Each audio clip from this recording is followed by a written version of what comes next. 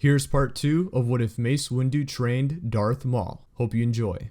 For the next 10 years, Mace Windu continues to train Maul with Vapad and meditation on controlling the darkness in him, which he has struggled since he was a boy. Since Maul struggles with containing his darkness, Mace Windu is the perfect candidate in the Jedi Order at the time to train Maul. Maul would occasionally have nightmares of a mysterious hooded man torturing him. This man applied the black Sith tattoos he currently has, when he was a very small boy. Maul suffers from trauma from this event, being haunted by it similar to Anakin being haunted by his mother's death. Maul would vow himself to become a very powerful Jedi, so that he will never feel afraid or helpless ever again, and to defend himself from this man if he ever returned to come after him. What he doesn't know is that the hooded man is secretly his close friend, the Supreme Chancellor, better known as Darth Sidious. Just like how Palpatine slowly manipulated Anakin throughout the years, he does the same to Maul after he discovered that he's indeed the young boy from Dathomir who was originally supposed to be his apprentice. Palpatine slowly manipulates him throughout the years for a purpose that will be revealed later in the story. He does this because he cannot ignore Maul's raw power and strong connection to the Force, especially the darkness that's inside of him,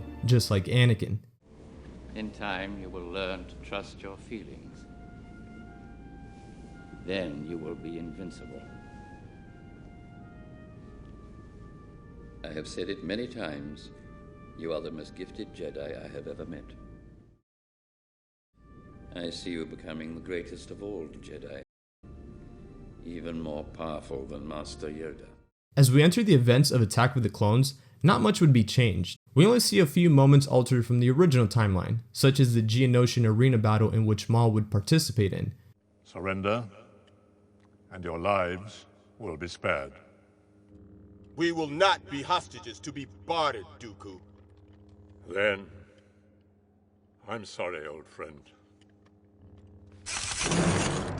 When the clone strike team arrive with Master Yoda and take the rest of the Jedi onto the front lines, Maul is ordered to lead a group of clone troopers into battle. By this time, Maul is an experienced and powerful Jedi Knight. He violently twirls around with his lightsaber, cutting down all the droids that fired at his direction. Maul ends up being overwhelmed and retreats into a trench with the last surviving clone trooper in his group. They spent the remaining time fighting off the droids that approached them. They held their own in the trench until reinforcements arrived and the battle was over.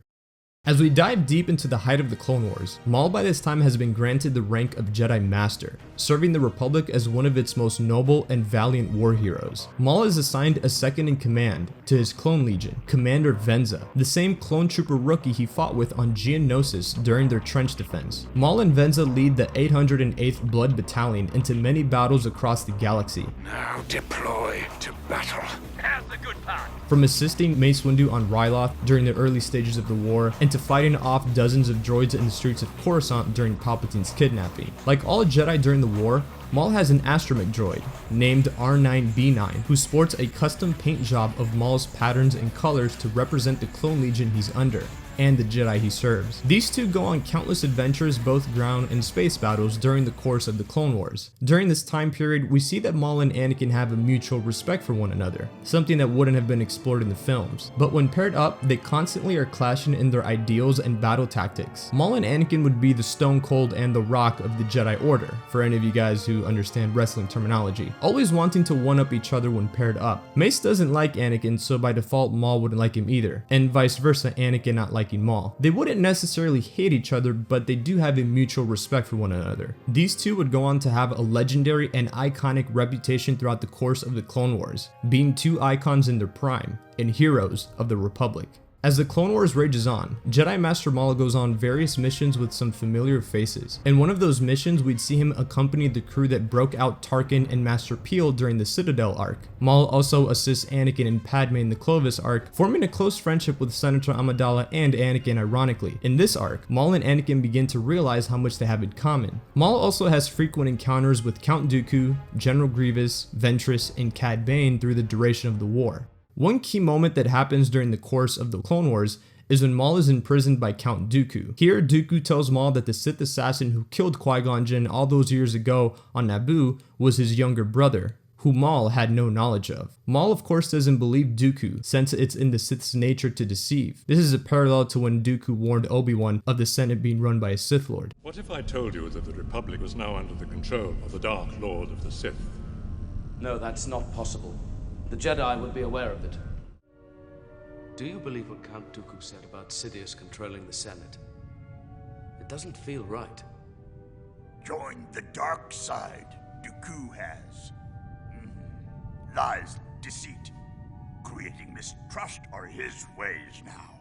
And Maul wouldn't believe that the Council and his master would keep such a secret from him, since they trusted him enough to grant him the rank of master. Dooku of course knew about this since he's Palpatine's apprentice. Dooku informs Maul of this so that he slowly begins to distrust the Jedi Order in the years to come, which is part of Palpatine's plan in manipulating him. Maul during this time also has private sessions with Master Yoda in his room, regarding the Hooded Man and his nightmares.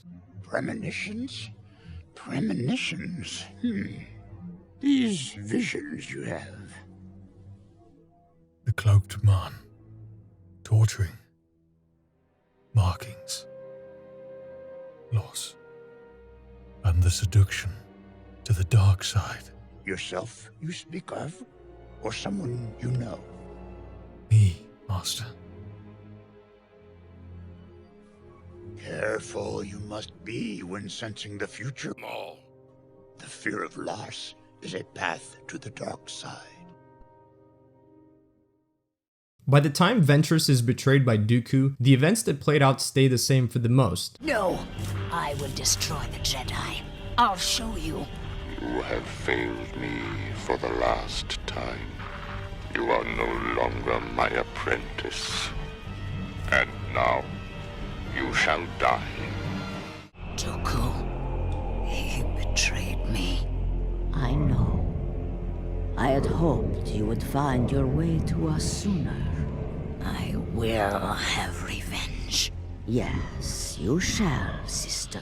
But in this timeline, Mother Talzin hands Ventress an amulet to Savage's location, like how she did to Savage in the original timeline, when he ventured out to find Maul on the junkyard planet he was stranded on. Ventress eventually finds Savage on the junkyard planet with his sanity completely fried. She brings Savage back to Dathomir, where he is given his sanity back in a stronger and more intimidating body, which is the Savage we all know from the original Clone Wars timeline. He is ready, sisters. Look at the strength in him. The power.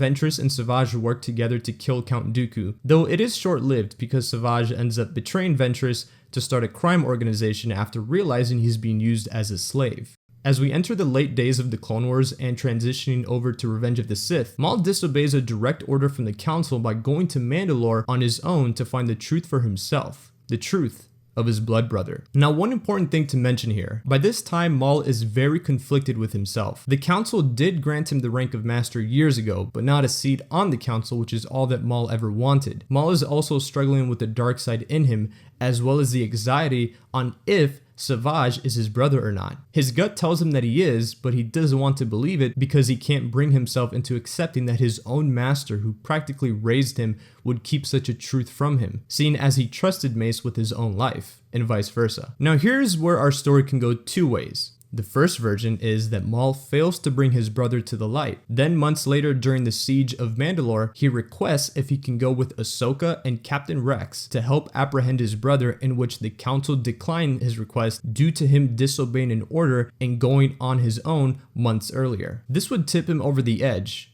Or we can go with the second version, which I think would be cooler, but both versions work well in their own way. Maul sneaks into the main throne room on Mandalore, where Savage is seated. The two have an exchange of words. Jedi. Is it true? Are we from the same bloodline? Savage pauses, taking a short breath. He nods. Maul is disappointed and saddened, but he quickly brushes it off and tells Savage, Join me, brother, and together we can bring true balance to the Force. We can destroy the Sith who have wronged us both. What you ask is impossible. Nothing is impossible when we have the Force on our side. Your old master's powers are nothing compared to mine. With our combined strengths, we can end this war and put Count Dooku, General Grievous, and the Sith down. How does one defend against such power? Let me show you. Maul extends his hand out. Before Savage could give an answer, Maul senses a disturbance in the Force. I sense a presence I haven't felt since. A mysterious cloaked man walks in the room. It's Savage's former master, and the man from Maul's nightmares, Darth Sidious. I am most impressed to see you have survived your injuries. Before Savage could answer his old master and Maul realizing he's the cloaked man from his nightmares, Palpatine says, You have become a rival!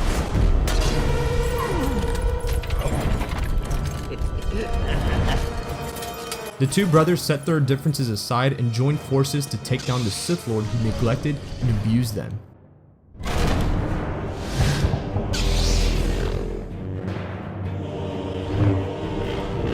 Maul and Savage duel Sidious in an intense but very short battle.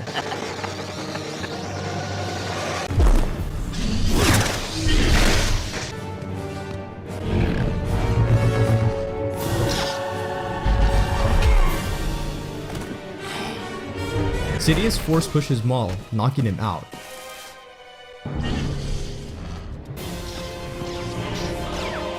This allows Sidious to easily kill Savage.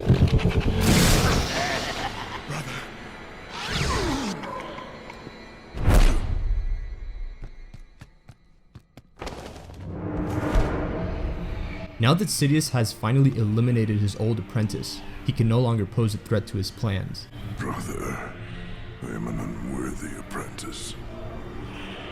I'm not like you. I never was. Remember the rule of the Jedi. One must never form attachments. You have long waited for this moment to kill me. I can sense your anger, your hatred. It gives you focus, makes you stronger. I have foreseen your future. Back at the Jedi Temple, Yoda senses the pain that Maul is going through. He informs Mace of it.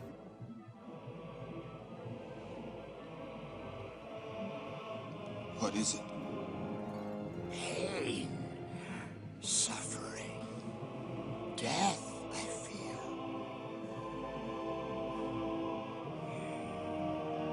Something terrible has happened. Youngling is in pain. Terrible pain. Maul force pulls Savage's black saber and uses it to his advantage.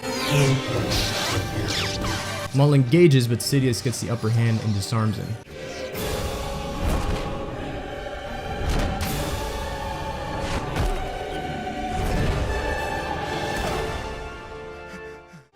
Do not worry.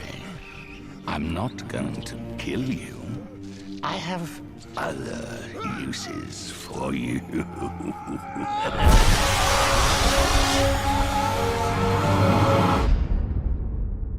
After some time had passed, an unconscious Maul wakes up and travels back to Coruscant. When he arrives, he's approached by Mace in his quarters. Mace explains to Maul that Yoda sensed him through the Force in a negative way. Maul by now is already a bit resentful to his master and the rest of the Jedi Council after finding out that Savage is indeed his brother. Maul deflects Mace's question.